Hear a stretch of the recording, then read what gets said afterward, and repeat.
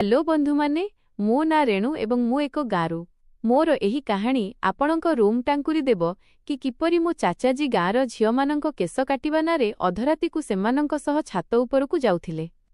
जेतेबेले सत्य खोली मो सामनाकु आसिला तेबे मो आत्मा कांपिगला, कारण सत्य सेठु काहीं बहुत अधिक भयंकर थिला जहा सफा नजर आसुथिला। मु धीरे धीरे दबिला पादरे सीढ़ी चढ़ुथिली। रातिर अंधार बढ़िबारे लागिथिला। केवल छातरु एक मिंजी मिंजी आलोक नजर आसुथिला। आजिर रातिरे मोते सुजोग मिली जाइथिला कि मु मोर एही जिज्ञासाकु दूर करि परिबि एवं एहा जानि परिबि कि शेषरे चाचाजी अधरातिकु छात उपरे कौन करंती। प्रतिथर चाचाजींक पहरा एते शक्त होई रहुथिला कि मु चाहिंकि भी सीढ़ी आड़कु जाई पारु नथिली एवं केबे केबे तो मोते चाचीजींक उपरे आश्चर्य हेउथिला कि किपरि से चाचाजींकु कौनसी भी कुमारी झियो सह रातिर निछाटियारे एकुटिया छाड़ी पारंती। किंतु आजिर रातिरे चाचीजी जानिनी केउठी थिले एवं मु सहजरे सीढ़ी पर्यंत पहुंची जाइथिली। मो चाचाजी किछि समय पूर्वरु ही गाँर नुआ साबालिका हेउथिबा झियो सिंपीकु नेई छात उपरकु चाली जाइथिले एवं एबे से पूरा 2 घंटा पूर्वरु तळकु आसिबाकु नथिले। एही 2 घंटारे चाचाजी झियो सह कौन करंती एवं छात उपरे कौन कर हुए एसबु जानिबार मोर जिज्ञासा थिला। कहिबाकु तो मो चाचाजी पेशारे जणे भंडारी थिले, किंतु तांको काम एवं काम करिबार उपाय मो पई बहुत ही आश्चर्य करिदेला भଳି थिला।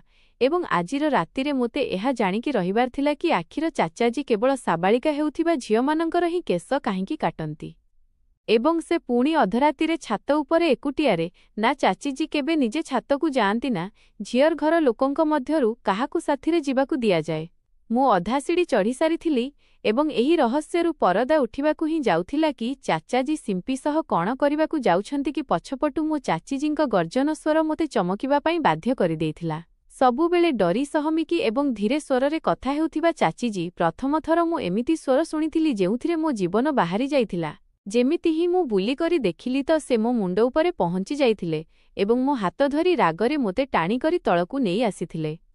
तांको अंदाज एमिति थिला जेमिति से मोते कंचा चोबाई जिबे। से रागरे मो बाहुकु दबेई धरी पचारुथिले कि मु उपरकु कुआडे जाउथिली।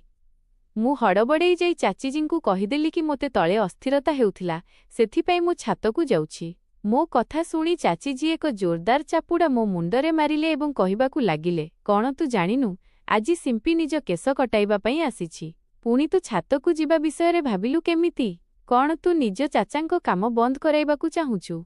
कौन तु जानिनु तते एवं तो मांकु तो चाचा ही पाळुछंती। तो बापांक मरिबा परठारु तो चाचा तोर सबु दायित्व निज मुंड उपरकु नेई रखिछंती एवं तू जे तांको पछरे लागिछु तो चाचा बिल्कुल भी चाहंती नहीं कि जेतेबेले से काम करंती तेबे केही तांकु मझिरे हैरान करू। एपरि कि मु मध्य नुहे, सेथिपाई मु भी केबे उपरकु जिबाकु चेष्टा करे नाही। भल हेबो कि तू मध्य अधराती बेले एवं एही भଳି नजर आसु नै, नचेत भल हेबनी एवं पुणी मु तो चाचाजींकु तोर अभियोग करिबी। चाचीजींक कथा सुनी मु बहुत अधिक डरी जाइथिली, कारण चाचाजींकु तो एमिति भी मोते डर लागुथिला एवं पुणी तांकर अजब कर्तृत्व जोगु मध्य मु बहुत अधिक व्यतिव्यस्त रहुथिली। जदि एमितिरे चाचीजी तांक सह मोर कौनसी प्रकारर कौनसी अभियोग करन्ते तेबे मो पई आहुरी परेशानी ठिया होई जांता। मु तुरंत चाचीजींकु क्षमा मागिली एवं कहिली कि आजि परे मु केबे एमिति भूल करिबि नाही। चाचीजी मोते नरम भावे कहिले कि निजकु जाई सोईपड़। मु सठिक सुजोग बुझिली एवं निज रूम आड़कु दौड़ लगाइली। कु आसी मध्य मो मुंडरे एई कथा घुरुथिला कि आखिर चाचाजींकु केस काटिला बेले एते निछाटियार कौन दरकार थिला कि से कौनसी तृतीयर हस्तक्षेप सह्य करि पारु नथिले। जेबे कि गाँर अन्य नाई जी अछि से भी छक उपरे निज चौकी पकाई बसी रहुथिला एवं अधा गाँर लोकंक मझिरे केस ओलाउथिला। ताकु तो ना कौनसी प्रकारर निछाटिया दरकार थिला एवं ना काहार आसीबा जिबारे कौनसी परेशानी थिला। किंतु मो चाचाजी तो अलगा प्रकारर नाई थिले। अन्यमानंक चाचा तो निज झियारी सह स्नेह करंती, किंतु मो चाचा केवल एवं केवल मो उपरे कटकणा लगाउथिले। प्रति कथारे बस एया कहुथिले कि एबे तो बापा उपस्थित नाहांती, तेणु तु मोर दायित्व। मु केवल 14 वर्षर थिली एवं एते कम बयसरे मध्य मो चाचाजी मो उपरे एमिति रोकठोक करुथिले जेमिति कि मु कौनसी जबान झियो एवं ना तांको अनुमति बिना घरु बाहरकु बाहारी पारुथिली एवं ना काहा घरकु जिबा विषयरे भाबी पारुथिली। मोते स्कूलरु आनिबा नेबा काम मध्य चाचाजी निजे ही करुथिले। केबे केबे तो मोते चाचाजींक उपरे एते राग लागुथिला कि मोर इच्छा हेउथिला कि कौनसी प्रकारे मु तांकठारु निज जीवन छड़ाई नियंती, किंतु चाचाजींक ठारु मो जीवन मध्य छुटी पारु नथिला। କାରଣ ତାଙ୍କର ନାଇଁ କାମ ଥିଲା ହିଁ ଏତେ ଅଜବ କି କେବେ କେମିତି ମାସରେ ଥରେ ସେ କେଶ କାଟୁଥିଲେ ଏବଂ ସେ ପୁଣି ଆମରି ଘର ଛାତ ଉପରେ, ବାକି ସାରା ବେଳ ତ ସେ ଘରେ ହିଁ ପଡ଼ି ରହୁଥିଲେ ଏବଂ ମୋ ଉପରେ ନଜର ରଖୁଥିଲେ। ମୋ ବାପା ବହୁତ ଆଗରୁ ଆମକୁ ଛାଡ଼ି ଉପରବାଲା ପାଖକୁ ଚାଲିଯାଇଥିଲେ। ସେଥିପାଇଁ ମୋର ଦାୟିତ୍ୱ ମୋ ଚାଚାଜୀଙ୍କ କାନ୍ଧରେ ହିଁ ଥିଲା ଏବଂ ଏହି କାରଣରୁ ଚାଚାଜୀ ମୋ ଉପରେ ନିଜର ପୂରା ଅଧିକାର ବୁଝୁଥିଲେ। ଏମିତି ନଥିଲା କି ଚାଚାଜୀ କୌଣସି ଅବିବାହିତ ପୁରୁଷ ଥିଲେ, ବରଂ ସେ ତ ଜଣେ ବିବାହିତ ଲୋକ ଥିଲେ। ତାଙ୍କ ବିବାହକୁ 4 ବର୍ଷ ହେବାକୁ ଯାଉଥିଲା। ଚାଚିଜୀ ମଧ୍ୟ ଆମ ସାଥିରେ ରହୁଥିଲେ, କିନ୍ତୁ ଜାଣିନି କାହିଁକି ସେ ଏତେ ଡରି ସହମିକି ନଜର ଆସୁଥିଲେ, ଯେମିତି ତାଙ୍କୁ କୌଣସି କଥାର କୌଣସି ଡର ଥାଏ। ଯେବେକି ମୋ ମା ବହୁତ ହିଁ ହସିବା କହିବା ଭଳି ମହିଳା ଥିଲେ ଏବଂ ଚାଚାଜୀଙ୍କ ସହ ମଧ୍ୟ ବିଲକୁଲ ସାଧାରଣ ରହୁଥିଲେ। ନା ତାଙ୍କୁ ଚାଚାଜୀଙ୍କୁ ଡର ଲାଗୁଥିଲା ଏବଂ ନା ସେ ଚାଚାଜୀଙ୍କଠାରୁ ସଂକୋଚ ଥିଲେ। ଯେବେକି ଚାଚାଜୀଙ୍କ ଆଗରେ ତ ଚାଚିଜୀଙ୍କ ଜୀବନ ବାହାରି ଯାଉଥିଲା। ସେ ଚାଚାଜୀଙ୍କ ସହ ନଜର ମିଶାଇ କଥା ପର୍ଯ୍ୟନ୍ତ କହିପାରୁ ନଥିଲେ, ବରଂ ନୀରବତାରେ ତାଙ୍କର ପ୍ରତି ଆଦେଶ ଆଗରେ ମୁଣ୍ଡ ନୁଆଇଁ ଦେଉଥିଲେ। ବୋଧହୁଏ ତାଙ୍କର କାରଣ ଏଇଆ ଥିଲା କି ବିବାହର 5 ବର୍ଷ ପରେ ବି ତାଙ୍କ କୋଳ ଖାଲି ହିଁ ଥିଲା ଏବଂ ସେ ଚାଚାଜୀଙ୍କୁ ସନ୍ତାନ ଦେଇପାରିନଥିଲେ। ଯାହା ବି ଥିଲା, ମୋତେ ନିଜ ଚାଚା ଗୋଟିଏ ଆଖିରେ ଭଲ ଲାଗୁନଥିଲେ, କାରଣ ତାଙ୍କ ଯୋଗୁଁ ମୋ ପିଲାଦିନ ମଧ୍ୟ ଯବାନ ଝିଅମାନଙ୍କ ପରି ବିତିଥିଲା ଏବଂ ଯେମିତି ଯେମିତି ମୋତେ ବୋଧଶକ୍ତି ଆସିଲା ଏବଂ ଜଣାପଡ଼ିଲା କି ମୋ ଚାଚାଜୀ କ'ଣ କାମ କରନ୍ତି ତ ମୁଁ ଆଶ୍ଚର୍ଯ୍ୟ ହୋଇଗଲି, କାରଣ ମୋ ଚାଚାଜୀ ପୁରୁଷ ହୋଇ ମଧ୍ୟ ପୁରୁଷମାନଙ୍କ କେଶ କାଟୁ ନଥିଲେ, ବରଂ ସେ ତ ଝିଅମାନଙ୍କ କେଶ କାଟୁଥିଲେ ଏବଂ ସେ ପୁଣି ଏମିତି ଝିଅମାନଙ୍କର ଯେଉଁମାନେ ସାବାଳିକା ହୋଇଯାଉଥିଲେ। ଏହି କଥା ମୋ ପାଇଁ ବହୁତ ଆଶ୍ଚର୍ଯ୍ୟ କରିବା ଭଳି ଥିଲା ଏବଂ ଯେବେଠାରୁ ମୋତେ ଏହି କଥାର ଖବର ମିଳିଥିଲା, ମୋ ଭିତରେ ଜିଜ୍ଞାସାଟିଏ ସୃଷ୍ଟି ହୋଇଯାଇଥିଲା କି ଚାଚାଜୀ ଏମିତି କାହିଁକି କରନ୍ତି। ଅନେକ ଥର ମୁଁ ଭାବିଲି କି ଚାଚାଜୀଙ୍କୁ କୌଣସି ଝିଅର କେଶ କାଟୁଥିବା ଦେଖିବି, କିନ୍ତୁ ଚାଚୀଙ୍କ ଉପାୟ ହିଁ ବିଲକୁଲ ଅଲଗା ଥିଲା। ସେ ଅଧରାତିରେ ସାବାଳିକା ଝିଅକୁ ଘରକୁ ଡାକୁଥିଲେ ଏବଂ ତାକୁ ନିଜ ଛାତ ଉପରକୁ ନେଇଯାଉଥିଲେ ଏବଂ ସେଠାକୁ ନେଇଯାଇ ତାର କେଶ କାଟୁଥିଲେ। ସାରା ଗାଁରେ ଏହା ପ୍ରସିଦ୍ଧ ଥିଲା କି ଚାଚାଜୀ ଯେଉଁ ଝିଅର ବି କେଶ କାଟନ୍ତି ତାର ଯୌବନ ବହୁତ ସୁନ୍ଦର ହୁଏ ଏବଂ ତାର ଭାଗ୍ୟ ଜାଗି ଉଠେ, କାରଣ ଏହି ଝିଅର ବିବାହ କୌଣସି ବହୁତ ଭଲ ଜାଗାରେ ହୋଇଯାଏ। ସେଥିପାଇଁ ଲୋକେ ଖୁସି ଖୁସିରେ ନିଜ ଯବାନ ଝିଅମାନଙ୍କୁ ଚାଚାଜୀଙ୍କ ପାଖକୁ ନେଇ ଆସୁଥିଲେ, ଯେପରି ସେମାନଙ୍କ ଝିଅମାନଙ୍କ ଭାଗ୍ୟ ବଦଳି ଯାଉ। କିନ୍ତୁ ଏହି କଥା ମୋ ବୋଧ ବାହାରେ ଥିଲା କି ଚାଚାଜୀଙ୍କଠାରୁ କେଶ କଟାଇବା ଦ୍ୱାରା କୌଣସି ଝିଅର ଭାଗ୍ୟ କେମିତି ବଦଳିପାରେ ଏବଂ ସେ ପୁଣି ଅଧରାତିରେ ଏକୁଟିଆରେ। ଅନେକ ଥର ମୁଁ ଏହି ସତ୍ୟତାକୁ ଜାଣିବାକୁ ଚେଷ୍ଟା କଲି କି ଚାଚାଜୀ ଝିଅର କେଶ କେମିତି କାଟନ୍ତି ଏବଂ ଅଧରାତିରେ ଛାତ ଉପରକୁ ହିଁ କାହିଁକି ନେଇଯାଆନ୍ତି, କିନ୍ତୁ କେବେ ବି ମୋତେ ଏହା ଜାଣିବାର ସୁଯୋଗ ମିଳିଲା ନାହିଁ, କାରଣ ଯେବେ ବି ଚାଚାଜୀ କୌଣସି ଝିଅର କେଶ କାଟିବା ପାଇଁ ଛାତକୁ ନେଇଯାଆନ୍ତି ତ ଚାଚିଜୀ ସିଡ଼ି ପାଖରେ ଜଗିବା ଆରମ୍ଭ କରିଦିଅନ୍ତି ଏବଂ କାହାକୁ ଛାତକୁ ଯିବାକୁ ଦିଅନ୍ତି ନାହିଁ। ମୋ ସାଙ୍ଗ ରିୟା ସାବାଳିକା ହେଲା ତ ଗାଁର ଅନ୍ୟ ଝିଅମାନଙ୍କ ପରି ତାକୁ ମଧ୍ୟ ଚାଚାଜୀଙ୍କ ପାଖକୁ ଅଣାଗଲା। ମୁଁ ଏଇଆ ଭାବିକରି ଖୁସି ହୋଇଗଲି କି ଚାଲ ରିୟାଠାରୁ ପରଦିନ ସକାଳେ ଏହି ବିଷୟରେ କଥା ହେବି, ତେବେ ମୋତେ ଜଣାପଡ଼ିବ କି ଚାଚାଜୀ ତାକୁ ଛାତକୁ ନେଇଯାଇ ତାର କେଶ କେମିତି କାଟିଲେ। କିନ୍ତୁ ପରଦିନ ଯେତେବେଳେ ସେ ସ୍କୁଲ ଆସିଲା ତ ସେ ବିଲକୁଲ ଚୁପ୍ ଥିଲା। ମୋ ପ୍ରଶ୍ନ କରିବା ଉପରେ ମଧ୍ୟ ସେ କୌଣସି ଜବାବ ଦେଲା ନାହିଁ, ବରଂ ସାରାବେଳ ମନ ଅନ୍ୟଆଡ଼େ ଥିଲାରେ କ୍ଲାସରେ ବସି ରହିଲା। ମୁଁ ଆଶ୍ଚର୍ଯ୍ୟ ଥିଲି କି ଏତେ ଦୁଷ୍ଟ ଏବଂ ଚୁଲବୁଲି ରିୟାକୁ ଅଚାନକ କ'ଣ ହୋଇଯାଇଛି। ଘରକୁ ଆସି ଏହି କଥା ମୁଁ ମାଆଙ୍କୁ କହିଲି ତ ମା ହସିକରି କହିବାକୁ ଲାଗିଲେ, ବୋକି, ଏବେ ସେ ସାବାଳିକା ହୋଇଗଲାଣି ଏବଂ ଏମିତିରେ ଝିଅମାନଙ୍କ ପାଖରେ ବହୁତ ପରିବର୍ତ୍ତନ ଆସିଯାଏ। ବୋଧହୁଏ ସେଥିପାଇଁ ସେ ମଧ୍ୟ ନିଜ ମାଆଙ୍କ କହିବା ଉପରେ ଚାପ୍ ବସିଛି। ଏବେ ତ ତାର ମୁଣ୍ଡରେ କେଶ ବି ନାହିଁ, ବୋଧହୁଏ ସେଥିପାଇଁ ସଂକୋଚ କରୁଛି। ମାଆଙ୍କ କଥା ଶୁଣି ମୁଁ ସନ୍ତୁଷ୍ଟ ହୋଇଗଲି। ବାକି 13 ବର୍ଷର ରିୟା ବହୁତ ହିଁ ଅଜବ ଲାଗୁଥିଲା ଏବଂ କ୍ଲାସର ସବୁ ପିଲା ବି ତାକୁ ଲଗାତାର ଚିଡ଼ାଉଥିଲେ। ହୋଇପାରେ ଲଜ୍ଜା ଯୋଗୁଁ ସାରା ବେଳ ଖାମୋଶ ରହିଥାଉ, କିନ୍ତୁ ମୋତେ କ'ଣ ଜଣାଥିଲା କି ତାର ଖାମୋଶୀ ପଛରେ କ'ଣ ରହସ୍ୟ ଅଛି। ଯେବେ କିଛି ସମୟ ପର୍ଯ୍ୟନ୍ତ ଏହି ଧାରା ଚାଲିଲା ତ ମୁଁ ଚୋରି ଛପି ଛାତକୁ ଯିବାକୁ ବହୁତ ଥର ଚେଷ୍ଟା କଲି, କିନ୍ତୁ ପ୍ରତିଥର ଚାଚିଜୀ ଆଗକୁ ଆସିଯାଆନ୍ତି କିମ୍ବା ପୁଣି ମାହି ମୋତେ ଗାଳି କରି କହିଦେଉଥିଲେ କି ନିଜ ଚାଚାଜୀଙ୍କ କାମରେ ହସ୍ତକ୍ଷେପ କର ନାହିଁ। ତ ଚାଚାଜୀ ଅଛନ୍ତି ଯିଏ ତ ବାପାଙ୍କ ମରିବା ପରେ ଆମ ପେଟ ପାଳିଛନ୍ତି। ସେ ଯଦି ତୋତେ ଗାଳି ବି କରନ୍ତି ତେବେ ବରଦାସ୍ତ କରିନିଅ, କାରଣ ସେ ଆମ ଭଲ ହିଁ ଚାହିଁବେ। ଆରମ୍ଭରେ ମୋତେ ମାଆଙ୍କ ଏହି କଥା ବିଲକୁଲ ବି ବୁଝାପଡ଼ୁ ନଥିଲା, କିନ୍ତୁ ପରେ ଧୀରେ ଧୀରେ ମୋତେ ଅନୁଭବ ହେଲା କି ମୋ ମା ଜଣେ ବିଧବା ମହିଳା ଥିଲେ ଯାହାଙ୍କୁ ପଚାରିବା ଭଳି ଆଉ କେହି ନଥିଲା। ନାନା ନାନୀ ମରିସାରିଥିଲେ ଏବଂ ମୋ ମାମୁଁଜୀ ଅନ୍ୟ ଗାଁରେ ରହୁଥିଲେ। ସେମାନେ କେବେ ବୁଲିକି ଆମର ହଲଚାଲ ପର୍ଯ୍ୟନ୍ତ ପଚାରି ନଥିଲେ। ଏମିତିରେ ଚାଚାଜୀ ହିଁ ଥିଲେ ଯିଏ ସବୁବେଳେ ମାଆଙ୍କ ସାଥିରେ ଛିଡ଼ା ହୋଇ ରହୁଥିଲେ। ଏପରିକି ନିଜ ବିବାହ ପରେ ବି ସେ ମୋର ଏବଂ ମାଆଙ୍କ ଖର୍ଚ୍ଚରେ କୌଣସି ବି ରୋକ ଲଗାଇ ନଥିଲେ। ବରଂ ସେ ତ ପୂର୍ବ ଅପେକ୍ଷା ବି ବଢ଼ିକରି ଆମର ଧ୍ୟାନ ରଖୁଥିଲେ ଏବଂ ଚାଚିଜୀଙ୍କୁ ବି ଆମ ସହ ରହିବାରେ କୌଣସି ଆପତ୍ତି ନଥିଲା।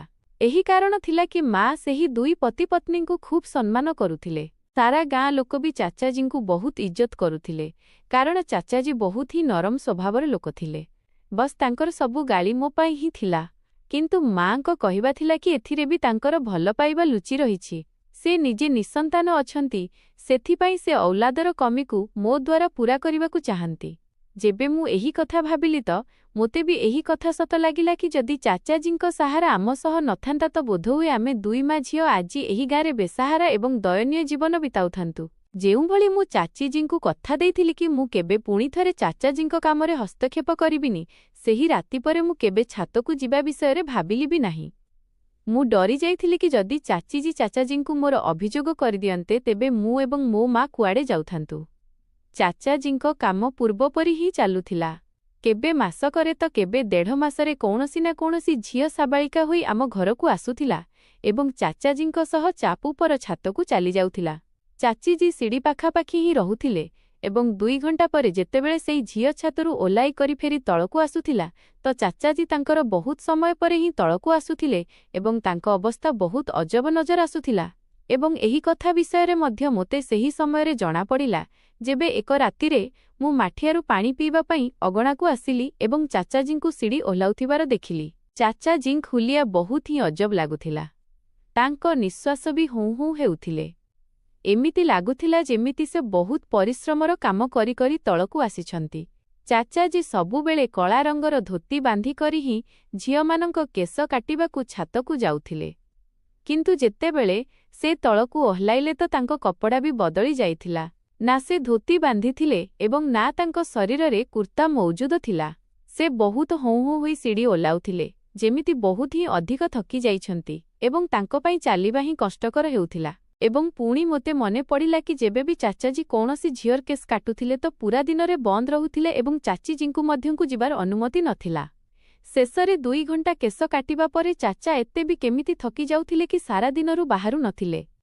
ଏବଂ ପୁଣି ସେହି ସମୟରେ ତ ତାଙ୍କୁ ଚାଲୁଥିବାର ଦେଖି ମୋତେ ଏମିତି ଲାଗୁଥିଲା ଯେମିତି ସେ କ୍ଷେତରେ ହଳ ଚଳାଇକି ଆସୁଛନ୍ତି। ଚାଚାଜୀଙ୍କୁ ଦେଖିବା ମାତ୍ରେ ମୁଁ ଲୁଚି ଯାଇଥିଲି ଏବଂ ଚାଚାଜୀ ନିଜକୁ ଚାଲିଗଲେ। ସବୁବେଳ ପରି ପରଦିନ ଚାଚିରୁ ବାହାରକୁ ବାହାରିଲେ ଏବଂ ଚାଚାଜୀ ରୁମ୍ ବନ୍ଦ କରି ଶୋଇଥିଲେ। ମୋ ସ୍କୁଲ ଛୁଟି ଥିଲା, ସେଥିପାଇଁ ତାଙ୍କୁ ମୋର ବି ଚିନ୍ତା ନଥିଲା ଏବଂ ମା ବିଗାରେ କାହାର ଦେହ ପଚାରିବା ପାଇଁ ଯାଇଥିଲେ କି ତେବେ ମୁଁ କୌଣସି କାମରେ ବାହାର ରୋଷେଇ ଘରକୁ ଆସିଲି ତ ମୁଁ ଚାଚିଜୀଙ୍କୁ ଓଢ଼ଣୀରେ ଲୁଚିକରି କାନ୍ଦୁଥିବା ଦେଖିଲି। ଏହା ପ୍ରଥମ ଥର ଥିଲା ଯେବେ ମୁଁ ଚାଚିଜୀଙ୍କୁ ଏହିଭଳି କାନ୍ଦୁଥିବାର ଦେଖିଥିଲି।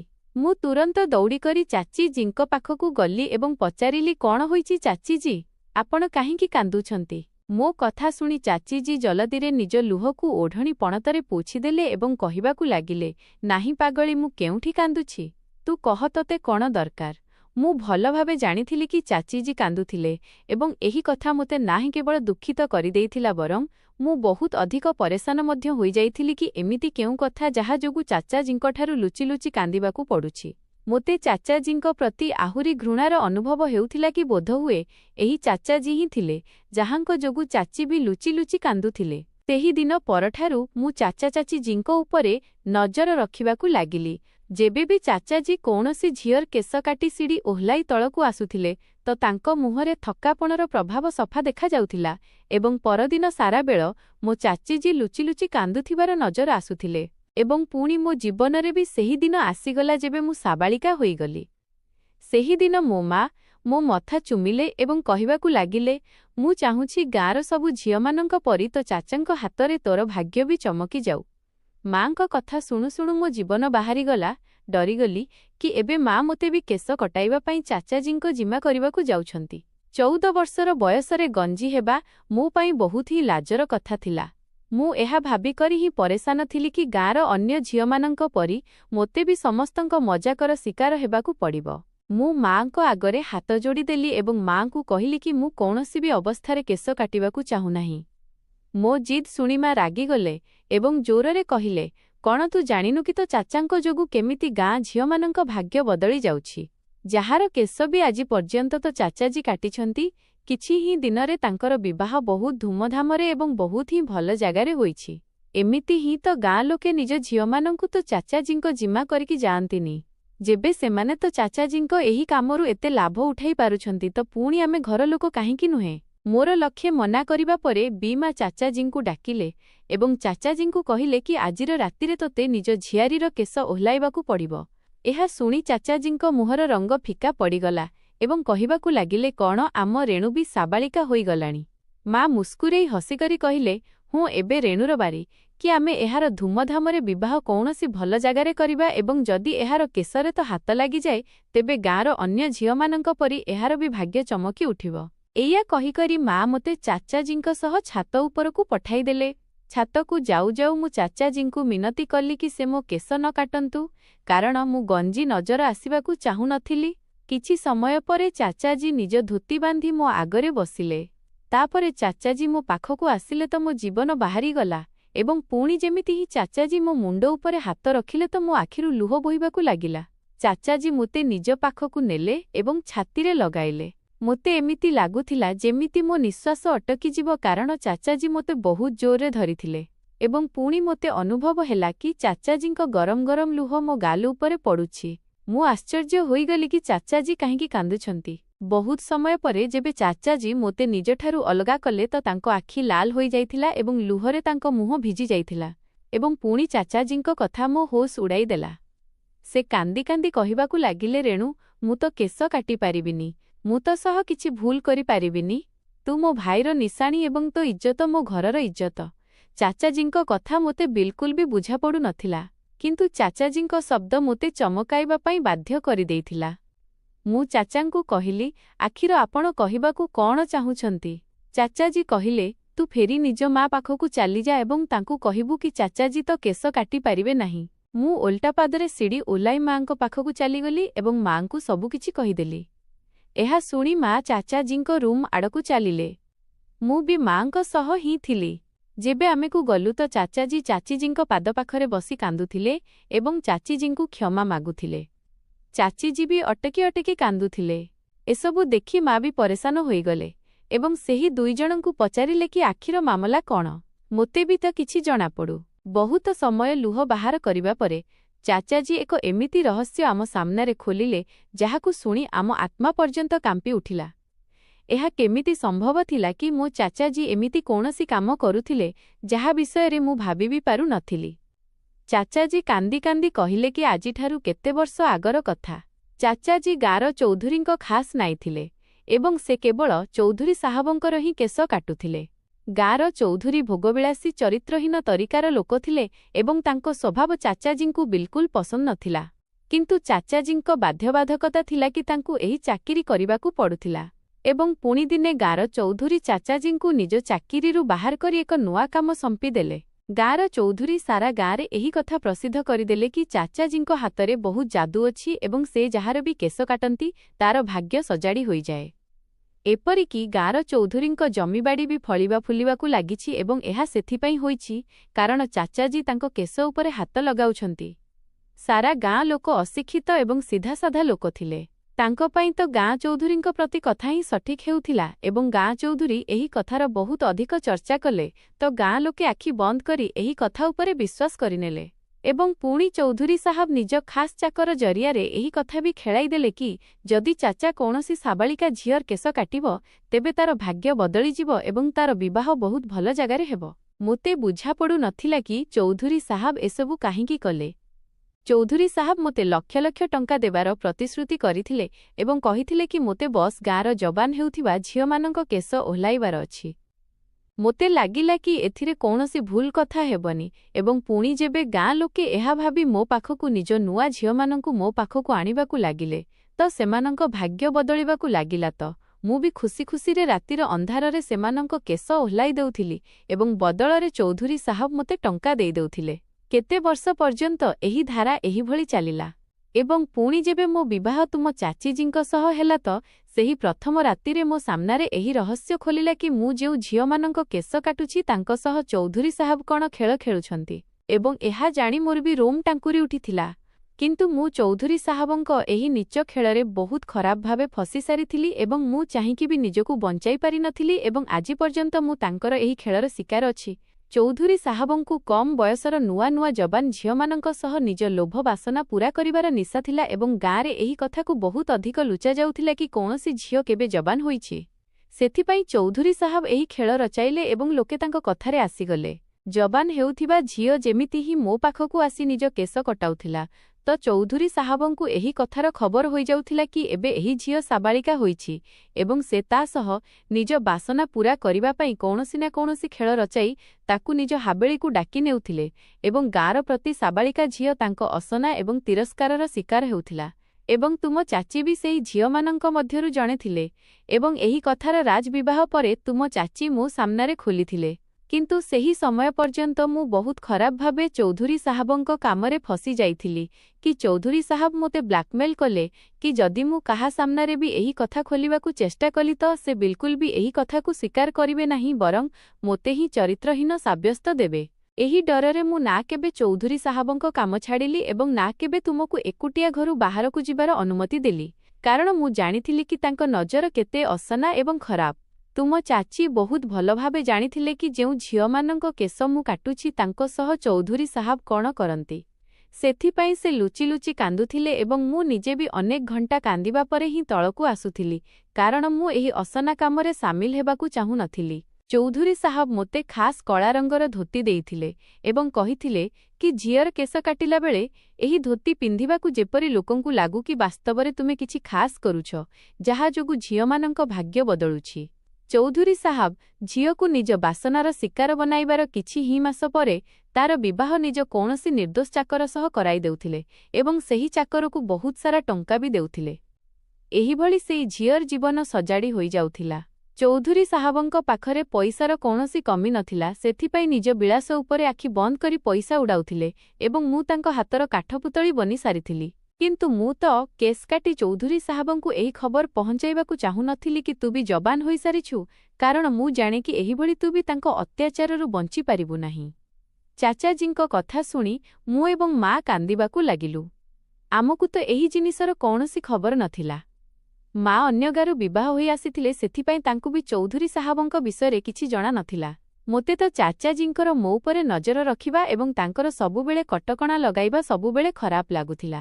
କିନ୍ତୁ ଏବେ ମୁଁ ଭାବୁଥିଲି କି ଚାଚାଜୀ ମୋତେ କେତେ ଭଲ ପାଇବା କରୁଥିଲେ କି ଯିଏ ମୋତେ ଚୌଧୁରୀ ସାହାବଙ୍କଠାରୁ ବଞ୍ଚାଇବା ପାଇଁ ଏଇଭଳି ଚେଷ୍ଟା କରୁଥିଲେ। ଚାଚାଜୀ ଆମ ସହ କଥା ଦେଲେ କି ସେ ମୋ ଇଜ୍ଜତ ଉପରେ ଆଞ୍ଚ ବି ଆସିବାକୁ ଦେବେନି ଏବଂ ନା ଆଗକୁ ଗାଁର ଅନ୍ୟ ଝିଅମାନଙ୍କ ବର୍ବାଦୀର ମାଧ୍ୟମ ହେବେ। ଚାଚାଜୀ କାନ୍ଦି କାନ୍ଦି ମା ଏବଂ ଚାଚୀଜୀଙ୍କୁ କହିଲେ କି ନିଜ ନିଜର ସାମାନ ବାନ୍ଧି ନିଅ। ଆମେ ଏହି ଗାଁକୁ ଛାଡ଼ି କେଉଁଠି ଦୂରକୁ ଚାଲିଯିବା ଏବଂ ଯିବା ପୂର୍ବରୁ ମୁଁ ଗାଁର ମାଷ୍ଟରଙ୍କ ନାଁରେ ଏକ ଚିଠି ଲେଖିଯିବି ଯେଉଁଥିରେ ମୁଁ ସବୁ ସତ୍ୟ ଲେଖିଦେବି। ଗାଁର ମାଷ୍ଟର ଜଣେ ବୁଦ୍ଧିମାନ ଲୋକ ଅଛନ୍ତି। ସେ ନୀରବତାରେ ଗାଁ ଲୋକଙ୍କୁ ଏହି କଥା ବୁଝାଇଦେବେ ଏବଂ ଏହି କାହାଣୀ ସବୁଦିନ ପାଇଁ ଶେଷ ହୋଇଯିବ। ମୁଁ, ମା, ଚାଚା ଏବଂ ଚାଚୀଜୀ କେହି ବି ଜାଣିନଥିଲୁ କି ଆଗକୁ ଆମର ମଞ୍ଜିଲ କ'ଣ। ଚାଚାଜୀ ପାଦ ବଢ଼ାଇଥିଲେ ତେଣୁ ଆମକୁ ବିଶ୍ୱାସ ଥିଲା କି ଉପରବାଲା ଆମର ସାହାଯ୍ୟ କରିବେ। ଚାଚାଜୀ ଗାଁର ମାଷ୍ଟରଙ୍କ ନାଁରେ ଏକ ଲମ୍ବା ଚିଠି ଲେଖିଥିଲେ ଯେଉଁଥିରେ ସେଇ ପ୍ରତି କଥା ଏକ ଏକ କରି ସଫା ଲେଖିଥିଲେ ଯେପରି ଆମେ ଯିବା ପରେ କେହି ଗାଁ ଲୋକ ଚୌଧୁରୀ ସାହାବଙ୍କ କଥାରେ ନ ଆସନ୍ତୁ ଏବଂ ପୁଣି କୌଣସି ଝିଅ କେଶ କଟାଇ କିମ୍ବା ଅନ୍ୟ କୌଣସି ଉପାୟରେ ଚୌଧୁରୀ ସାହାବଙ୍କ ପାଖକୁ ଏହି ଖବର ନ ପହଞ୍ଚାଉ କି ସେ ଯବାନ ଏବଂ ସାବାଳିକା ହୋଇସାରିଛି ଏବଂ ତାଙ୍କ ବାସନାର ଶିକାର ବନିବା ପାଇଁ ପ୍ରସ୍ତୁତ ଅଛି।